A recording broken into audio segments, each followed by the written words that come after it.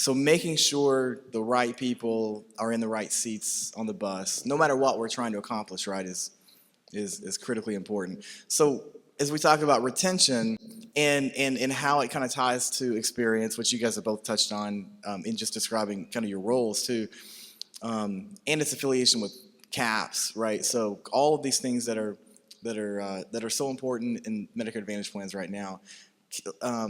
I see more and more plans using sort of the concept of reorganization, like reshuffling their teams to try to put them in the right spot, like the most optimal spot from a retention and experience standpoint. Sometimes they're together, sometimes they're not. Sometimes retention is formally owned, sometimes it's a byproduct of just the experience owner. But can each of you talk about, in your experience, kind of what does the structure, not even necessarily what it looks like, I guess, at your organization, but what do you think it should look like? How could it be structured to be most effective? Blake, you want to start?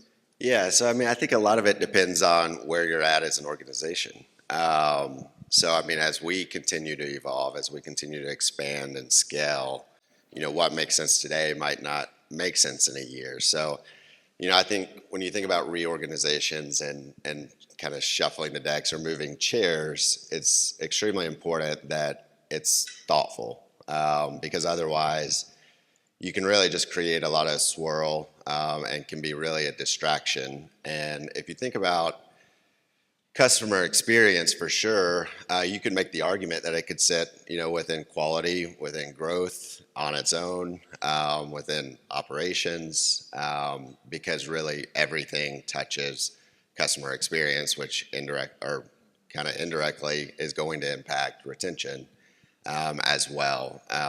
But as I was saying a minute ago, where we're at as a company today, it makes a lot of sense for retention to fit within the growth organization. I mean, at the end of the day, retention is half of the growth equation. And so I think it's really important to kind of be working hand in hand with the sales teams, with the market teams, on creating specific retention strategies with our different distribution channels. But then, also, it is a very cross-functional role.